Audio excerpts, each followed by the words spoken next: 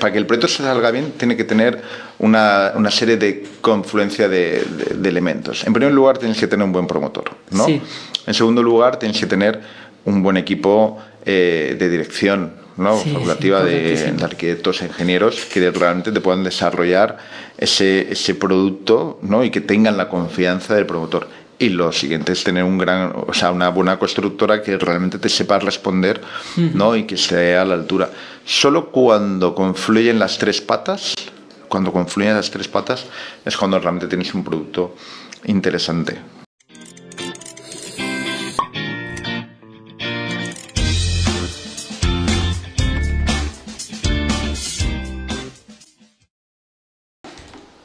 Hola, buenos días a todos. Hoy estamos un día más aquí para hablar de algo muy importante para toda la ciudadanía, todas las personas, ¿no? Que es la arquitectura, los retos que tiene la arquitectura con estas exigencias ecológicas, medioambientales y energéticas que tenemos hoy en día, ¿no? Yo así, de priori, se me ocurren tres retos, ¿no? El primer reto, que las exigencias medioambientales y energéticas no afecten a la estética, al diseño arquitectónico como tal, ¿no? El segundo reto es que esto no afecte al confort, a la habitabilidad de los edificios, el uso de los edificios. Y el tercer reto, que es también muy importante, es cómo afecta esto al coste. Porque si encarece mucho los edificios, esto va a afectar mucho tanto a los consumidores de viviendas como a los ayuntamientos que quieran construir cualquier edificio. Para ello nos acompañan hoy dos profesionales del sector, José Luis Campos, arquitecto, director del estudio Crystal Zoo, y Armando Sala, que es ingeniero industrial, miembro de la Junta Directiva del Colegio de Ingenieros Industriales en Alicante y gerente, se puede decir, ¿no?, del grupo Edigrupo, que hace promociones de viviendas, entre otras cosas. Entonces, bienvenidos. Muchas gracias. Buenos días. Y me gustaría primero que os presentarais vosotros, que un poquito cuál es vuestro campo fuerte de trabajo y de dónde venís, vamos. Por si alguien nos conoce de lo que nos están viendo. Empieza tú, José Luis. Bueno, mi nombre es José Luis Campos, soy el director del despacho de arquitectura Crystal Zoo de aquí de Alicante y básicamente estamos muy centrados en lo que es tanto obra pública como dentro de lo que es el sector terciario en el entorno de la provincia de Alicante. Yo soy Armando Sala, gerencio un grupo de empresas promotoras, en realidad un grupo promotor familiar de toda la vida, que hacemos edificación residencial, principalmente en Alicante capital y en zonas costeras de la provincia. Bueno, muchas gracias. Yo primero quiero preguntar un poco cada uno desde vuestro punto de vista, ¿no? José Luis, haces tú más proyectos de obra pública o de edificios terciarios y tú más proyectos de viviendas y desde la promoción, ¿no? Entonces quiero saber un poquito cómo son los pasos que hacéis primero para el diseño y segundo para la promoción de vivienda. Es decir, ¿qué pasos utilizas para primero hacer el diseño de tus proyectos y después encajar el tema de eficiencia energética o qué pasa si hace primero una cosa o la otra o cómo lo plantea normalmente? Igualmente para los edificios de viviendas. Nosotros el tema de la eficiencia energética está, en cierto modo, es como un input más dentro de lo que es el trabajo del proyecto. Lo que tenemos muy claro es que hay una serie de elementos que nos gustan, ¿no? O sea, entendemos que tienes que cumplir una serie de normativas, pero es algo como que bien, vale, sabemos que lo tenemos que coger y llegar a cumplir. Entonces nosotros trabajamos mucho con sistemas medioambientales parecidos y trabajados en base muchas veces a la arquitectura vernácula, que es la arquitectura tradicional mediterránea, o sea, el tener elementos de ventilación cruzada, la generación de elementos de agua que te generen por evaporación una serie de mejoras medioambientales dentro de lo que es el conjunto. Trabajar con grandes muros que al final te generan gran inercia térmica, ¿no? Y la búsqueda también, pues, tanto del control solar a través de la apertura de huecos, ¿no? Y luego trabajamos muchas veces en base al color con todos los sistemas que nos pueden ayudar, ¿no? Trabajado con eso y con la luz. Y Armando. Bueno, Pues mira, nosotros empezamos los proyectos pues un poco condicionados por el propio solar. Es lo que determina al final qué tipo de viviendas vamos a hacer. No, o por lo menos nosotros no compramos un solar antes de haber pensado qué edificación es la que encaja mejor, qué distribución de las viviendas, y a partir de ahí, pues eso, depende del solar en concreto, pues apostamos por una tecnología u otra que nos permita, pues eso, cumplir los requerimientos en materia de eficiencia energética. En los últimos 20 años han cambiado bastante los requerimientos en diferentes momentos, ¿no? Para la construcción de edificios, tanto de viviendas como de edificios terciarios o comerciales o municipales y demás. ¿Cómo os ha afectado a vuestro trabajo estos cambios? ¿Qué es lo que más destacáis de que os haya condicionado con respecto a la construcción de antes de 2006 o 2008, mejor dicho? Bueno, pues la verdad es que ahora se hacen unas viviendas mucho mejores y, por supuesto, mucho más caras. Es una realidad objetiva y cualquiera que siga un poco el mercado, que esté pensando en comprarse una vivienda, lo aprecia. O sea, yo creo que está en torno al 10%, ¿no? Lo que ha llegado a subir la implementación de sistemas energéticos dentro de lo que es el volumen de la vivienda. No sabría desglosártelo por partidas tan específicas, pero la vivienda ha subido un montón. Incluso más, ¿no? Porque incluye aislamientos, porque los aislamientos que antes no eran tan exigidos, ¿no? Y demás, ventilaciones y instalaciones térmicas. Antes, un elemento que antes no existía, por ejemplo, es el tema de la ventilación mecánica. Teníamos los SUNS. Y bueno, pues aquí funcionaban de forma bastante razonable, siempre que se hicieran bien, claro.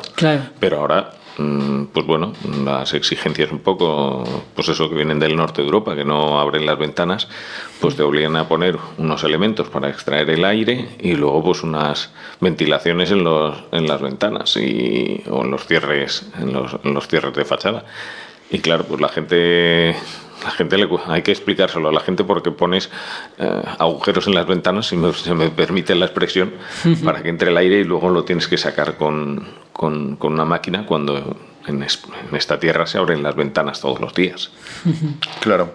O sea, yo creo que al final es lo que comentábamos un poco antes, ¿no? Que realmente es ya necesario el coger y generar algún tipo de normativa en la que meta ese tipo de soluciones arquitectónicas que están dentro de lo que es el diseño en la zona mediterránea, que realmente se puedan llegar a meter dentro de ese tipo de certificaciones tipo BREEAM, ¿no? O Passive House, porque realmente el problema que hay es que no es lo mismo una vivienda en el norte de Europa que en esta zona, donde realmente al final aquí nos hacen falta otro tipo de cosas, tanto el generar esa ventilación forzada, el generar ese control de huecos, ¿no? O sea, es mucho más interesante y mucho más importante que quizás el tener una casa que esté totalmente cerrada a nivel hermético, que no te permita, ¿no? ese aporte tanto del frío, del calor, del exterior, ¿no? Que realmente es un problema. Sí, a veces hemos hablado con otras personas, con vosotros, estábamos hablando antes también, ¿no? Que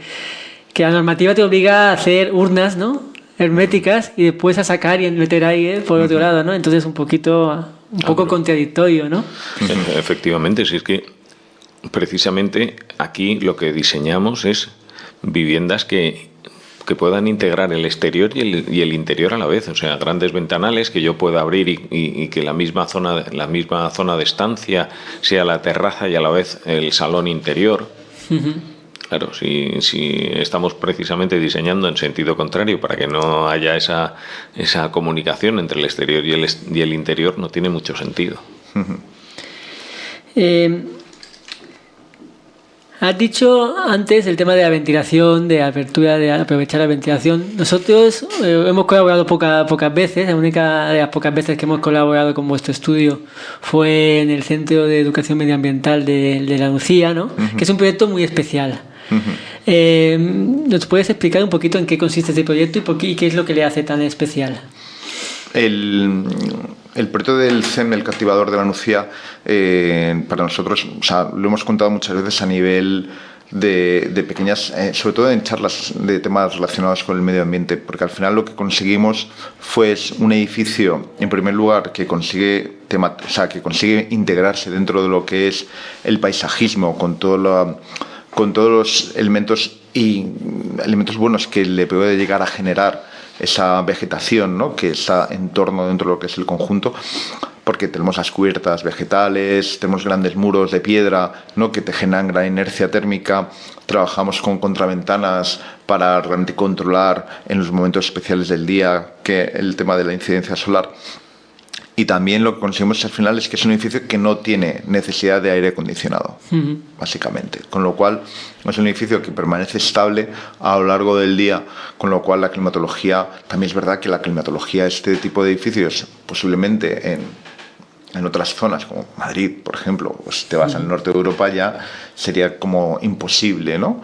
O sea, pero la climatología aquí sí que te lo permite, ¿no?, jugando con las ventilaciones cruzadas para que al final tengamos un edificio cuya temperatura permanece estable a lo largo del día. Entonces al final tenemos un conjunto de aulas, una serie de laboratorios de la naturaleza, tenemos una serie, y sobre todo quizás también una de las cosas que también es más interesante de lo que es el proyecto, y ya fuera de lo que es el concepto medioambiental, es cómo conseguimos ya no solo meter la arquitectura vernácula dentro de la zona, sino toda la historia de la parcela dentro de lo que es el conjunto. O sea, la parcela tiene una historia muy, muy bonita, ¿no?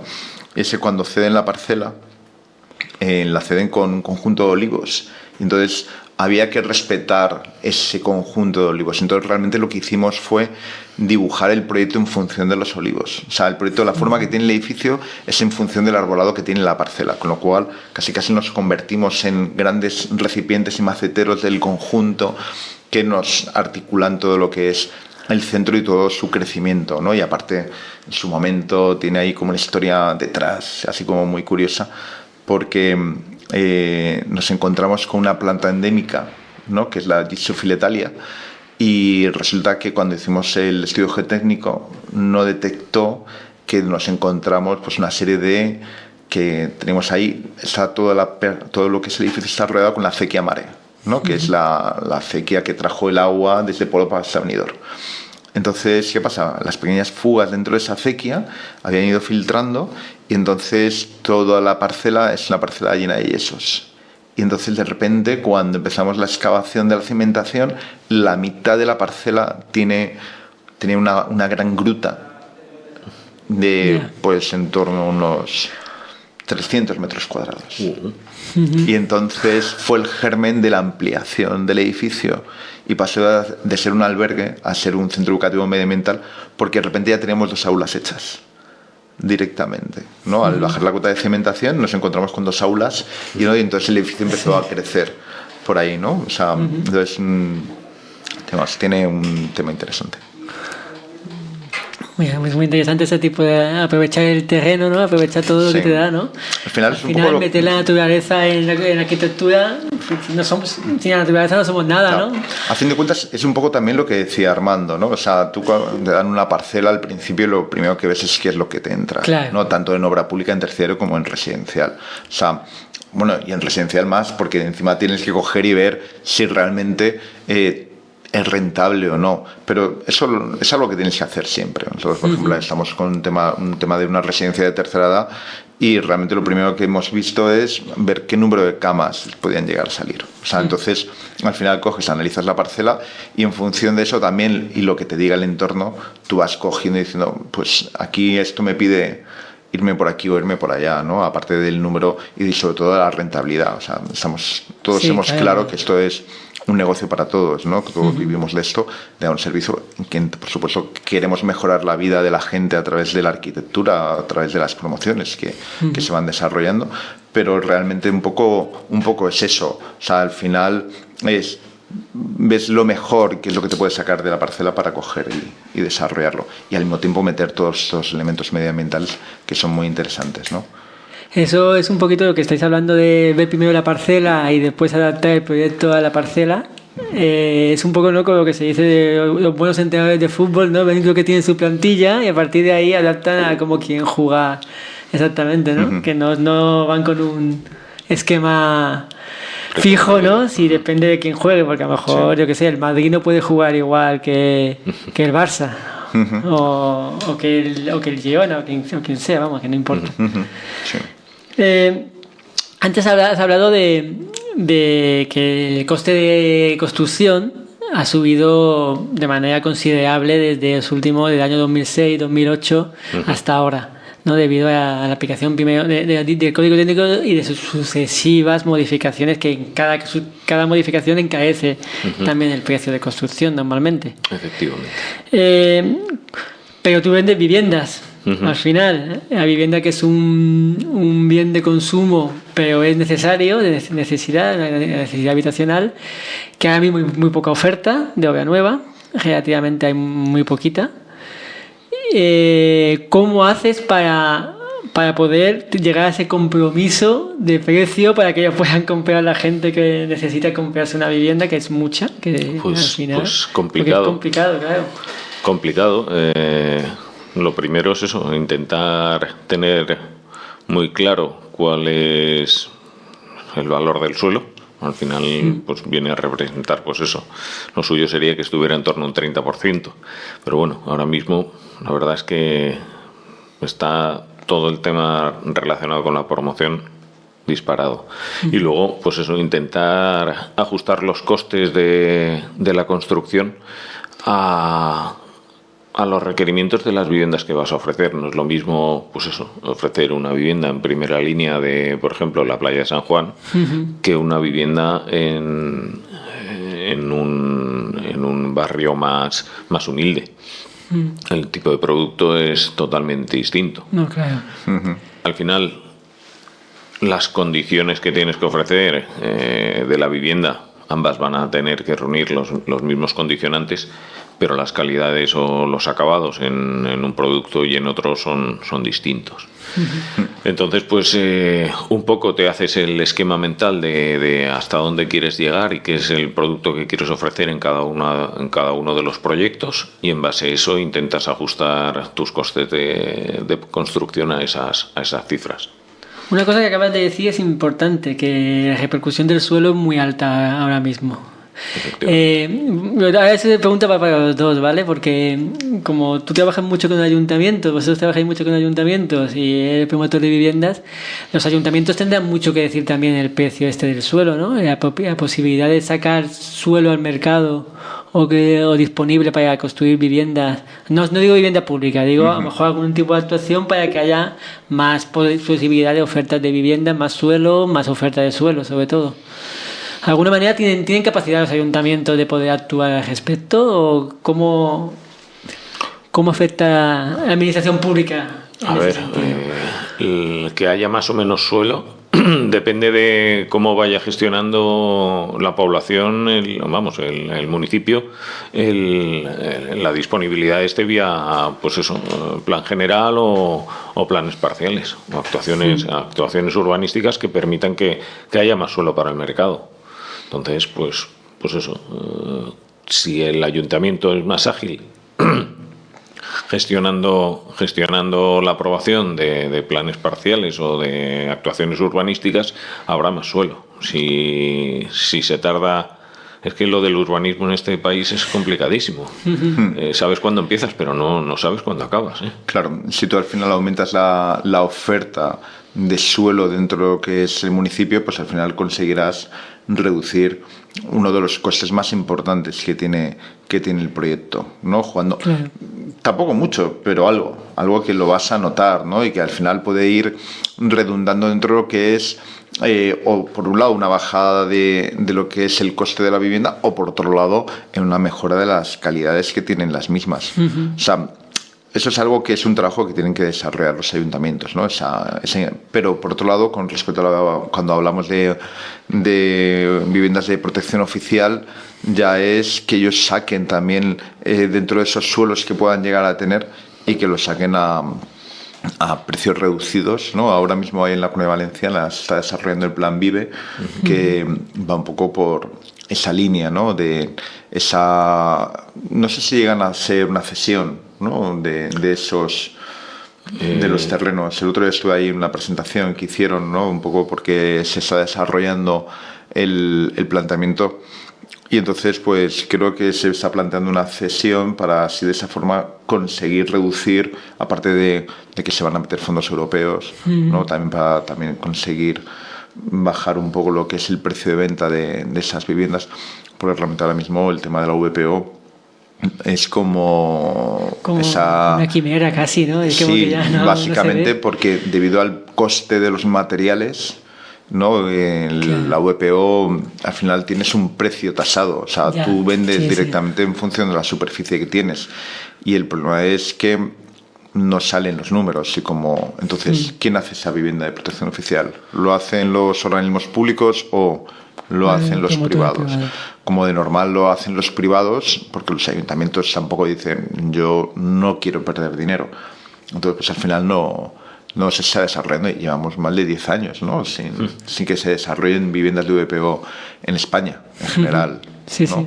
O sea, porque al final cuentas hay que coger y regular ese precio. El precio ahora mismo en la Comunidad Valenciana, si no recuerdo mal, están 2.200 no lo sé. euros metro cuadrado, pero por ejemplo en el País Vasco está a 2.800, ¿no? El precio de venta. ¿No? A ver, un problema fundamental con el coste del suelo viene por lo que estaba hablando, por los desarrollos urbanísticos. Si los ayuntamientos, en aras de conseguir las mejores infraestructuras para los ciudadanos, ponen muchos requerimientos en la actuación. Oye, no, pues vamos a hacer un polideportivo, un campo de fútbol, una zona deportiva, las aceras de no sé cuánto. Al final, pues eso, esa actuación cuesta mucho dinero, y luego la edificabilidad, el volumen edificatorio que permite la actuación no permite compensarlo. Entonces esos planes parciales que se iniciaron pues hace tiempo no se pueden llevar a desarrollo porque los costes de implementarlo luego no se amortizan. Estos planes públicos, no solo en planes públicos, sino en general en la promoción de vivienda a partir de los ayuntamientos o de las comunidades autónomas y demás, están hablando también de eso, aunque no estamos hablando ya de eficiencia energética en la arquitectura previamente dicha, pero como estamos hablando de esto, pues me gusta sacar el tema. Se está hablando de otras figuras de promoción de vivienda, ¿no? Como a lo mejor, pues se habla mucho de los alquileres, ¿no? De vivienda de alquiler. Se habla algo poco de la cesión en uso, ¿no? Que de hecho el Plan Vive tenía varios edificios de cesión en uso. Aquí en Alicante había unos que no se han empezado a ejecutar. Ahí en Jabasa, ¿no?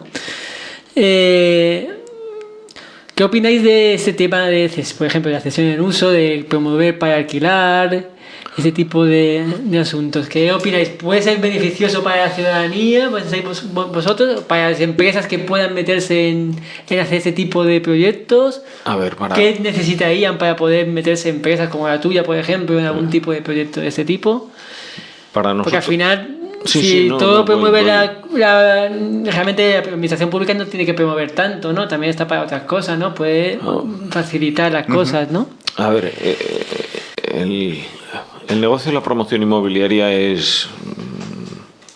pues tiene una demanda de capital muy, muy importante.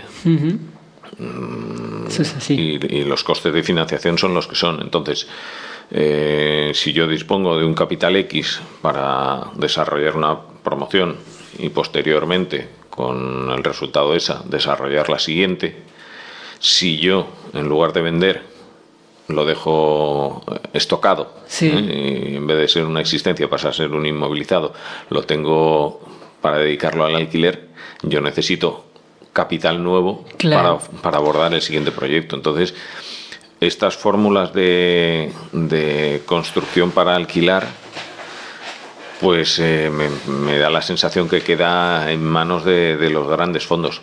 Sí que es cierto que yo, pues a lo mejor puedo abordar una promoción de pequeñas dimensiones, pero esto no resuelve el problema que estamos hablando de esa gran necesidad de vivienda en alquiler con un precio asequible, ¿no? Sí, eso es verdad. O sea, realmente todo ese tema va enfocado a grandes fondos o a gente que tiene mucho dinero, ¿no? Porque realmente dices, no, es que yo le quiero coger y dar una rentabilidad al dinero que tengo, y de esa forma, en vez de coger y tenerlo en el banco o metido a un plazo fijo, ¿no? O con una serie de fondos, directamente lo tengo aquí metido y me está dando un mayor rendimiento. Nosotros, por ejemplo, estamos empezando a desarrollar con algún cliente privado este tipo de actuación. O sea, entonces, a ellos les resulta muy interesante. Es más, nos han buscado directamente por eso, porque queremos ese tipo de producto, ¿no? Vamos a buscar algún tipo de municipio que podamos coger y desarrollarlo. Entonces, bueno, es lo que dice él. Sí que es verdad que esa opción se te queda lejos, ¿no? Para lo que son los promotores tradicionales, ¿no? De carácter medio, o pequeños medios en la zona, ¿no? O sea, te va mejor para grandes capitales. Sí, a lo mejor, no sé, a lo mejor que como se habla también del cohousing, de cesión de uso, que al final es otra filosofía diferente, ¿no? Pero claro, tiene que, lo que tú dices, ¿no? Tiene que haber un capital, aunque en cohousing sí que se va pagando, ¿no? Porque al final tienes un préstamo cooperativo, ¿no? O una cooperativa de viviendas, y no sé si eso encaja en los promotores y convertirían en otra figura, ¿no? En gestores y demás. Claro. Entonces, ¿has hecho algunas cooperativas de viviendas o...? Yo personalmente no he desarrollado ninguna. En nuestra familia sí que se han desarrollado algunas, pero... La mía también. Claro, al final estamos hablando de más que un proyecto edificatorio, estamos hablando de un proyecto financiero.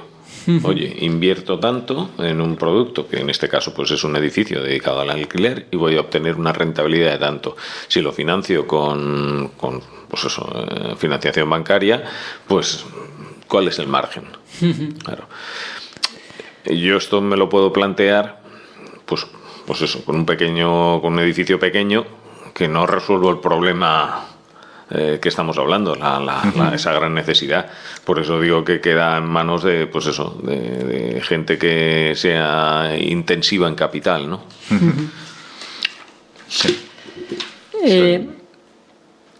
El tema de esto del suelo también se puede extender a veces a zonas terciarias o industriales, ¿no?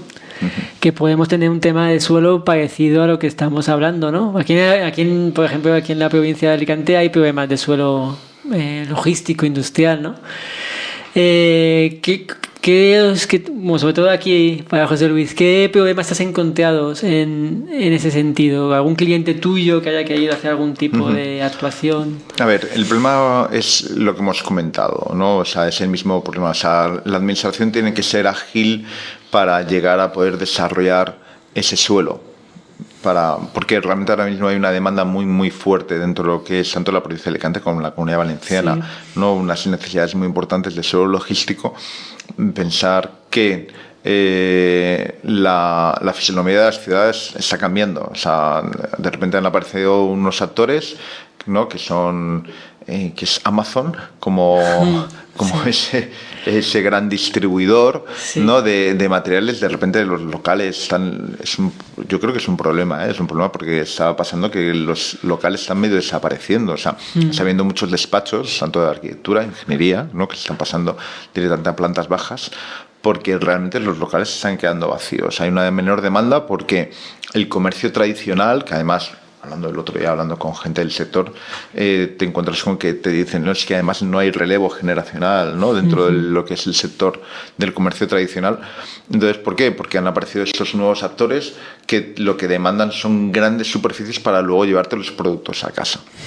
Entonces, el problema que tenemos ahora mismo es que esas necesidades de demanda de suelo no pueden ser atendidas porque no se está siendo ágil en la generación de ese suelo, con lo cual al final es como todo, tienes poca oferta, con lo cual te sube el precio, ¿no? Y entonces se hace que incluso dices, no, es que a este precio no puedo llegar, no me salen los números para generar un logístico de este tamaño, con lo cual, aparte de que no tengas el suelo suficiente para coger y desarrollarlo.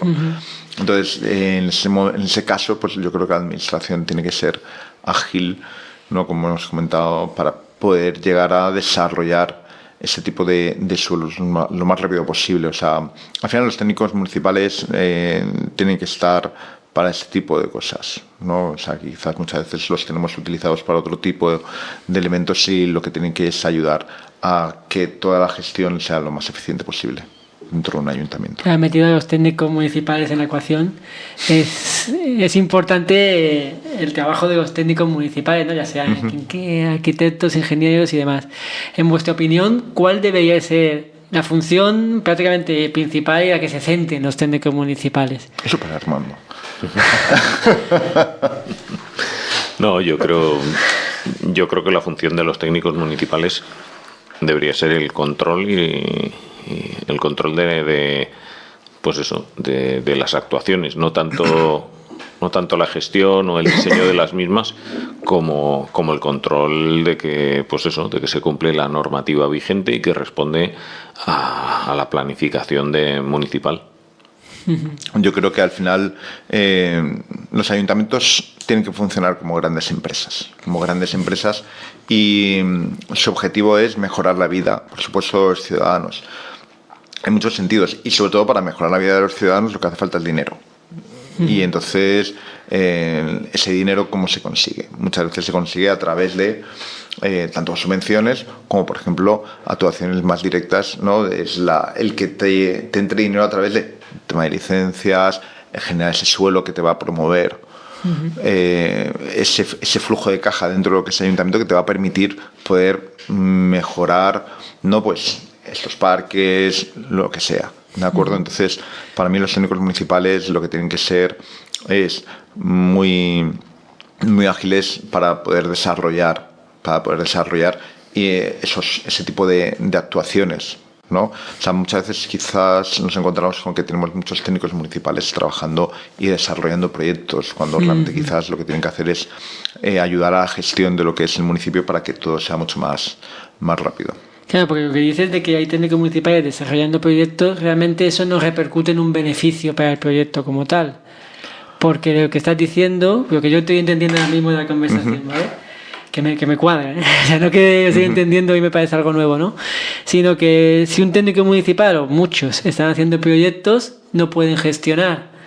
No pueden gestionar el ayuntamiento, en este caso ayuntamiento, aunque fueran técnicos autonómicos sea autonomía, deja de recibir fondos de impuestos de obra, de los impuestos municipales que tengan, de actividades o de lo que sea. Claro. Dejan de recibir eso y ese sobrecoste, eso es mucho menos que lo que a lo mejor si hubieras contactado a un técnico externo te hubiera supuesto para el ayuntamiento. Pero eso es un tema de gestión, o sea, realmente es un problema de gestión. O sea, el entender que el ayuntamiento tú tienes una serie de medios para poder implementarlos. Entonces, a veces el coger y pensar que tus técnicos tienen que hacer... Dices, no, imagínate, no, si ese proyecto en vez de coger y sacarlo a licitación lo hacemos nosotros, nos ahorramos un dinero. Yeah. Muy bien. Vale, en primer lugar tienes que ser oficina técnica, ¿vale? Con lo que implica. Entonces tienes que tener en plantilla delineantes, arquitectos, aparejadores, ingenieros para poder desarrollar esos proyectos. Sí que es verdad, es como todo. O sea, para hacer proyectos hace falta músculo y tener capacidad, ¿no? Y tener una capacidad de respuesta, y eso se hace haciendo muchos proyectos. O sea, es como nosotros una vez nos dijeron, oye, vamos a diseñar nuestros propios logos. Y dije, muy bien, nosotros podemos corregir los logos que nos va a desarrollar la empresa que nos los diseña. ¿Por qué? Porque tenemos esa capacidad, ¿no? De coger y entender y decir, esto me gusta o no me gusta. Pero nosotros, ¿cuántos logos estamos desarrollando? 1 al año, 2. Es una tontería. O sea, realmente lo que te interesa es tener empresas profesionales. Por ejemplo, es como decir, yo puedo coger y desarrollar mis cálculos energéticos, sí, ¿no? Por supuesto, pero ¿qué voy a tardar? O sea, es mucho más eficiente el trabajar con ingeniería que coge y te desarrolle las cosas. O sea, al final es como todo, ¿no? Para eso tienes una sectorización, ¿no? La segmentación de lo que es el trabajo que tienes que desarrollar, tanto en un proyecto o en una promoción. Entonces, el querer... ¿Yo puedo llegar a ser promotor? Sí, claro, tengo los conocimientos, pero realmente el que controla es Armando. O sea, es que es verdad, o sea... al final, ¿por qué? Porque tiene ese músculo de coger y saber cuál va a ser los problemas que nos vamos a encontrar, ¿no? O sea, igual que en una ingeniería. Entonces yo creo que al final, dentro de un ayuntamiento tienes que tener muy claro tus capacidades, ¿no? E implementarlo un poco con ese objetivo final de poder decir cuál es nuestro objetivo, es mejorar la vida. ¿Mejorar la vida a la gente si los proyectos los hacemos nosotros? Posiblemente lo que hagamos es que tardemos más en desarrollar el proyecto y aparte estamos perdiendo un tiempo también en lo que es la vigilancia de otro tipo de elementos que nos hacen falta para mejorar esa vida de la gente. En resumen, que los recursos son limitados y si me dedico a unas cosas, pues no me dedico a otras. Exactamente.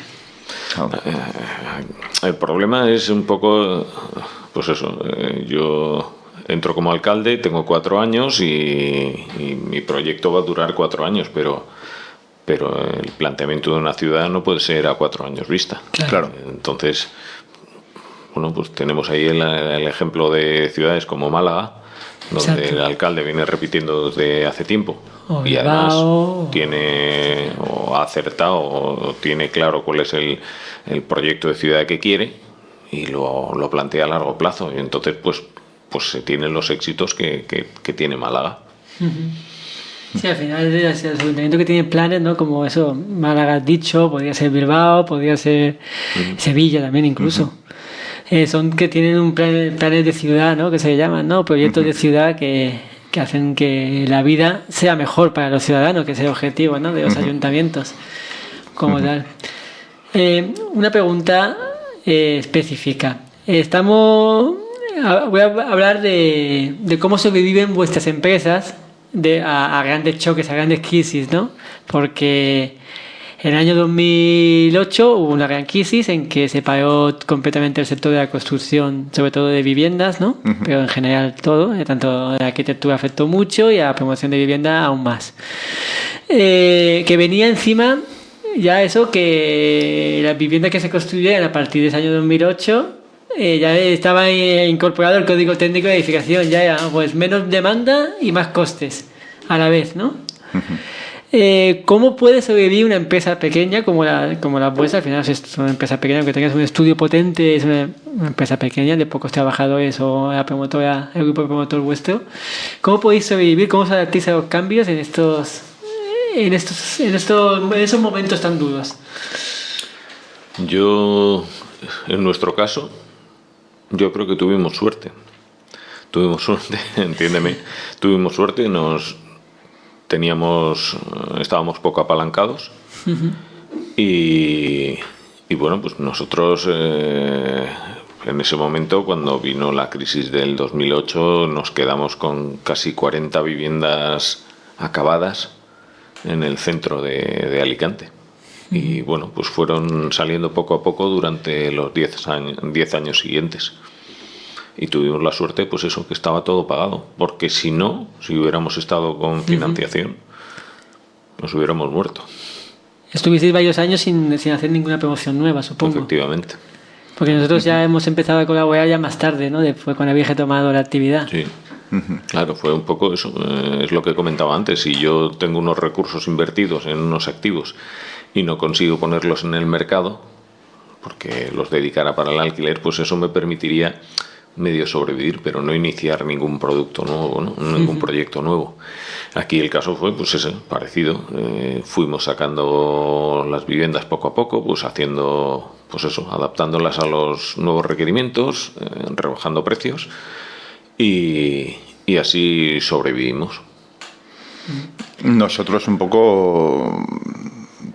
también tuvimos suerte, ¿eh? O sea, nosotros estábamos en ese momento, yo creo que teníamos un 60% de arquitectura privada y un 40% de arquitectura pública, y de repente pasamos a tener el 100% de arquitectura pública. O sea, coincidió que ganamos el Premio Internacional Architecture a la mejor obra pública, ¿no? Y entonces eso nos sirvió de colofón para que la gente directamente nos llamara. Entonces empezamos a salir mucho en revistas a nivel internacional, se hizo un artículo en diseño interior, la edición americana, yo hablando de los edificios políticamente correctos que estábamos desarrollando, porque estábamos desarrollando proyectos que eran en plan low cost para la arquitectura pública.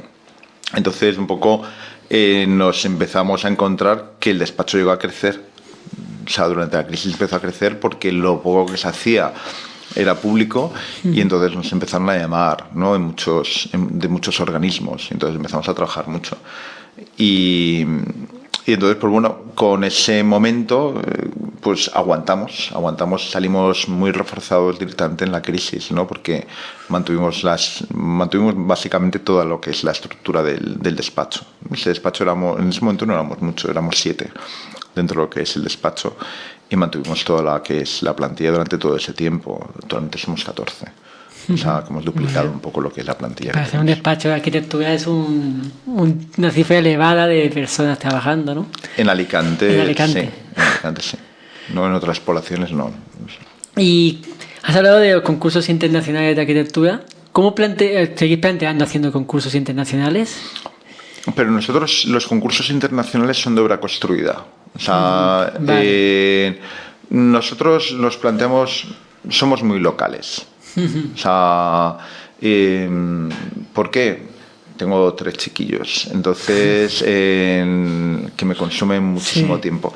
Entonces, realmente el planteamiento es, nosotros somos una especie de radio de acción de 2 horas desde el despacho, porque hemos que una época en la que estuvimos desarrollando obra en Jaén y en Asturias, y al final es cuando tienes que coger el coche tardas 4 horas y media para ver una obra y luego vuelves, dices, llevo 9 horas en el coche para a lo mejor hacer una visita de obra de 1 hora.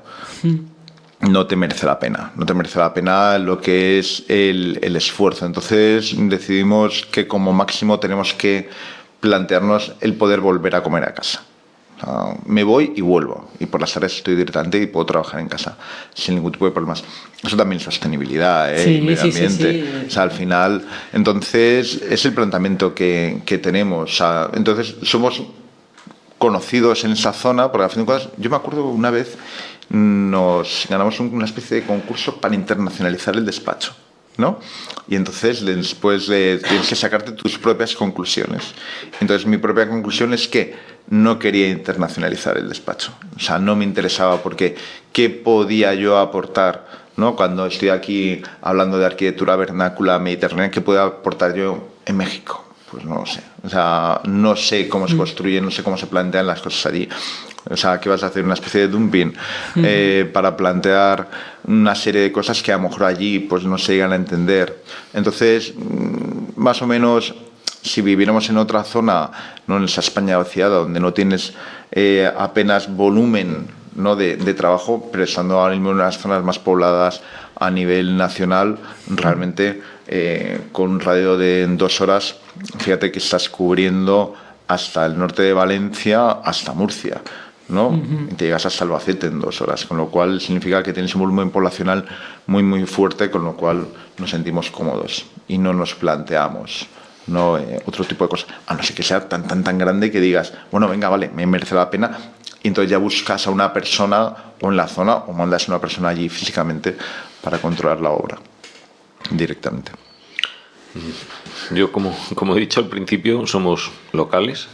Creo que además la promoción inmobiliaria es un negocio local.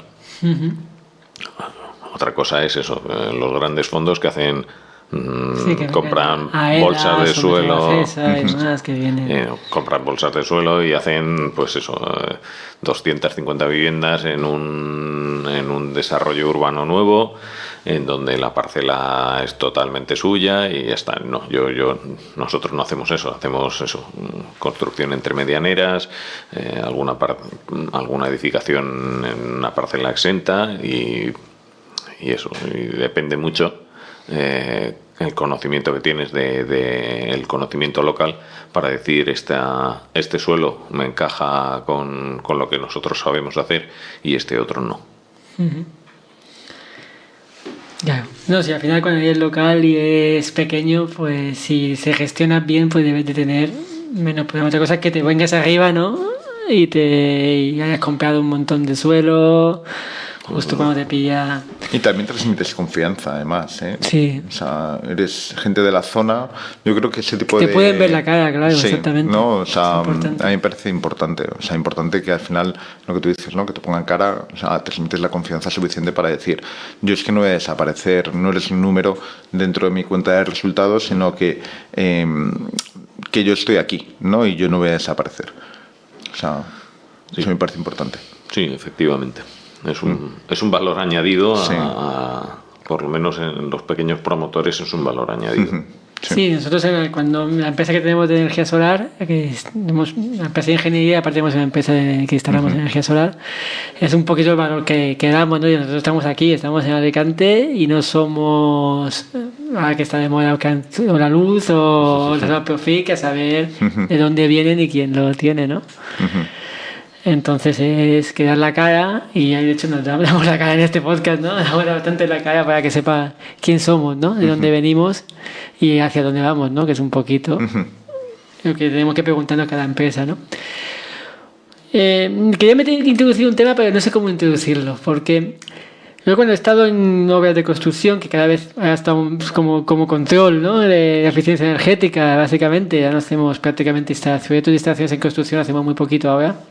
Nosotros hacemos de energía solar y de eficiencia energética, ¿no? Los cálculos y el control de eficiencia energética. Nosotros nos encontramos con el día a día de la obra, pero a mí me resultaba muy estresante el día a día de la obra. El tratar con los contratistas y demás. Vosotros sois dos figuras diferentes, ¿no? Sois dos policías diferentes, ¿no? El poli bueno y poli malo no exactamente, pero a lo mejor el poli de la derecha y el poli de la izquierda. Hombre, no, poli bueno y poli mejor. Claro. O sea, Claro, tú piensas claro. que un proyecto no es bueno si no tiene un buen promotor detrás. Vamos, yo eso lo tengo clarísimo. O sea, para que el proyecto se salga bien, tiene que tener una serie de confluencia de elementos. En primer lugar, tienes que tener un buen promotor, ¿no? Sí.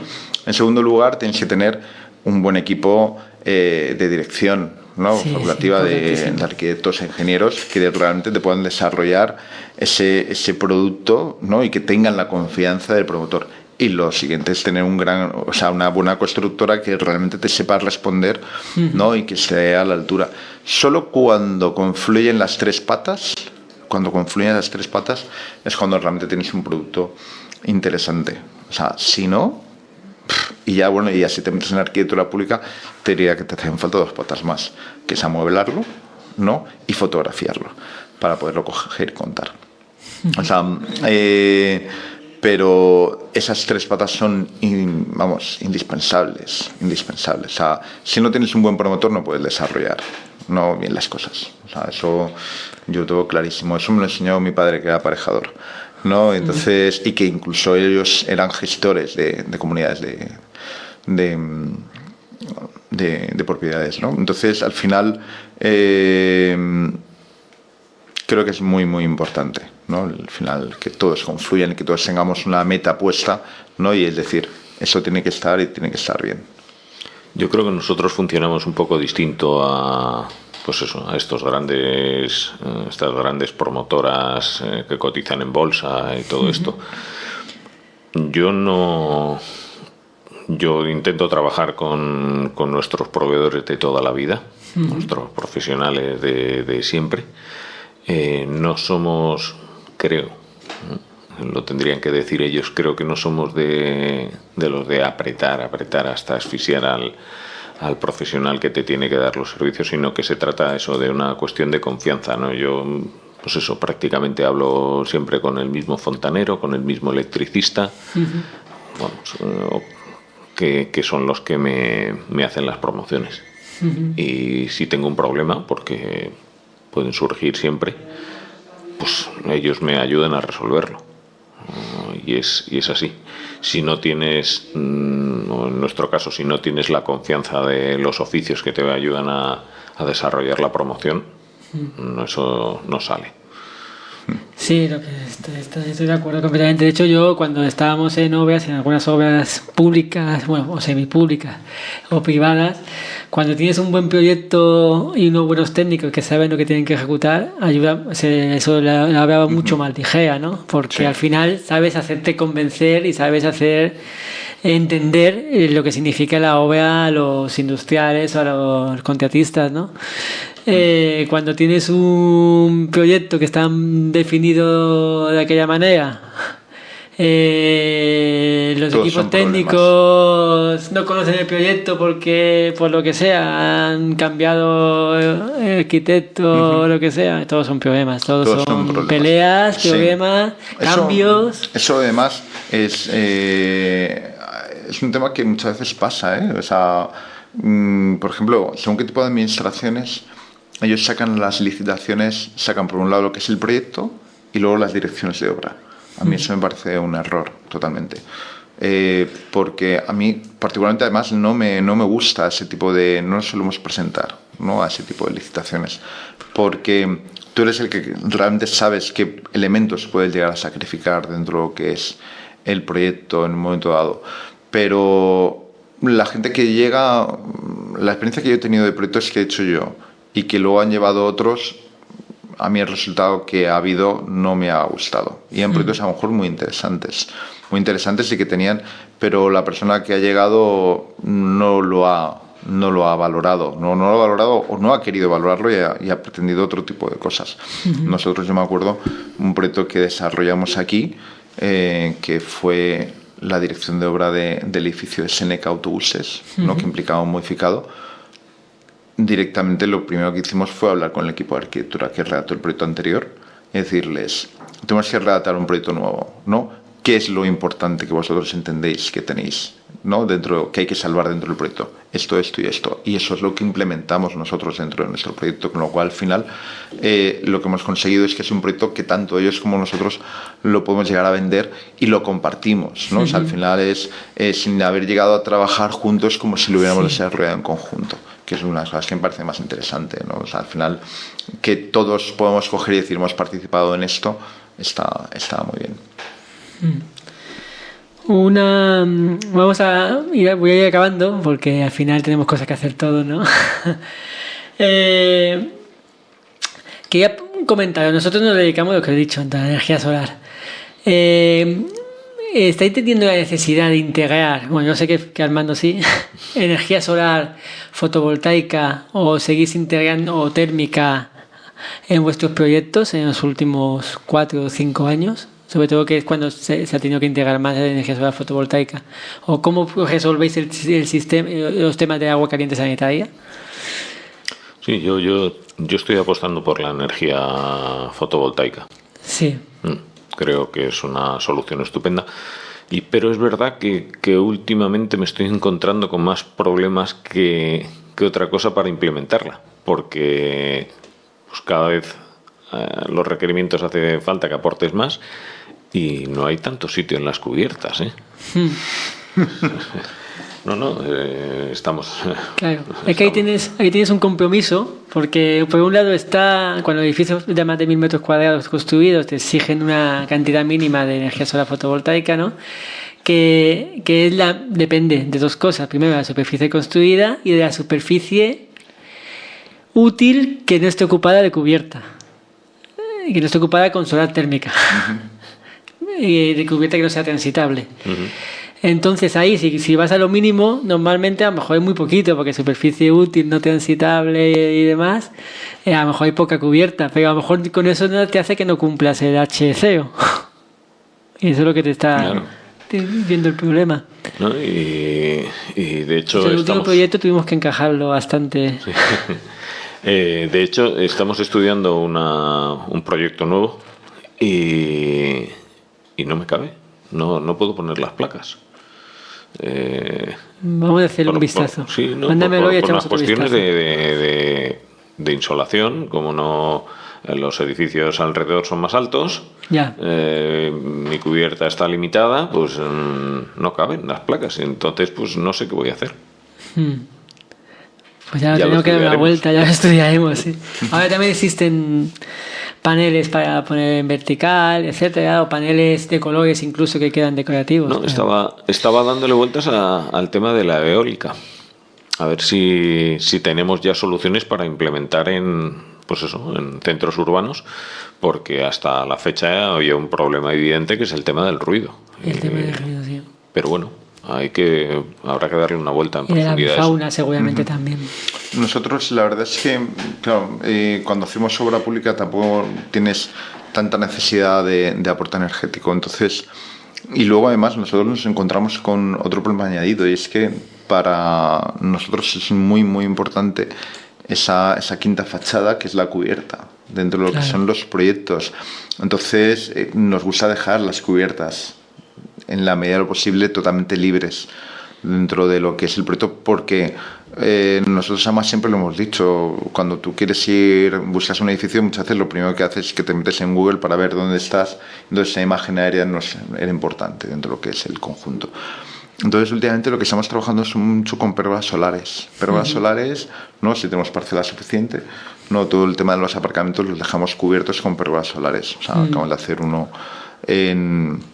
estamos haciendo una residencia de mayores y todo el tema solar va directamente en la zona de aparcamiento.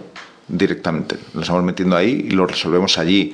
Y, por ejemplo, ahora mismo acabamos de terminar también otro proyecto en La Nucía, ya hemos terminado la última fase del estadio, y toda la parte del agua. O sea, todo lo que hemos generado es una gran pérgola solar para directamente cubrir las necesidades que teníamos a nivel energético. No tendrás nadie alrededor, claro.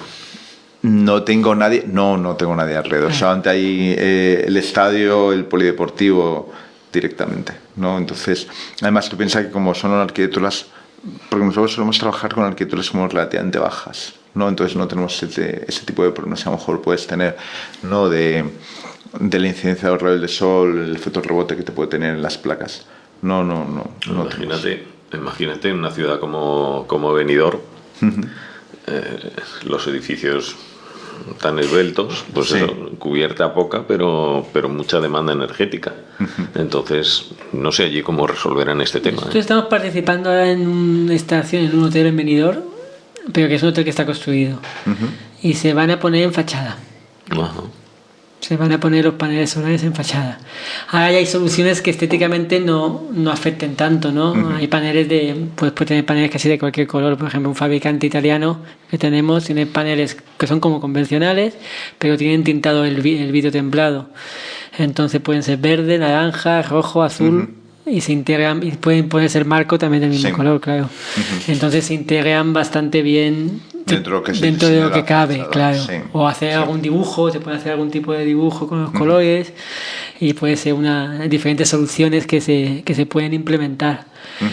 Y en una ciudad como Benidorm o algo así, pues podría ser. Pierden mucho rendimiento, pero tienen más superficie de poder colocar. No sé cómo estará el tema de la eólica, pero imagínate en esos edificios en Benidorm, el viento que tiene que soplar ahí arriba tiene que haber. La solución eólica podría ser estupenda, pero claro, si empiezas ahí a generar un ruido infernal, pues tampoco. Claro, ahí se juntan dos cosas con las aspas, es el ruido y los pájaros. Porque les pueden afectar mecánicamente de que el vuelo interfieran, etcétera. Entonces la protección medioambiental de los pájaros más la protección de los ruidos y el mantenimiento que tiene un molino. No es lo mismo un panel solar fijo que un molino en movimiento, con un motor constantemente en movimiento. Entonces también hay diferentes... No. Hay que estudiarlo, yo no lo tengo estudiado. Pero hay que estudiarlo para la aplicación real. Por ejemplo, en una fábrica de paneles solares térmicos hace un montón de años en Málaga, allí sé que se pusieron algún molino. Se ponían paneles solares fotovoltaicos y algún molino también en la fábrica hace años. Es que aquí, por ejemplo, en la ciudad de Alicante, los edificios que quedan, pues eso, a la espalda del Riscal o a la espalda del edificio de los representantes o a la espalda del Gran Sol, esos no reciben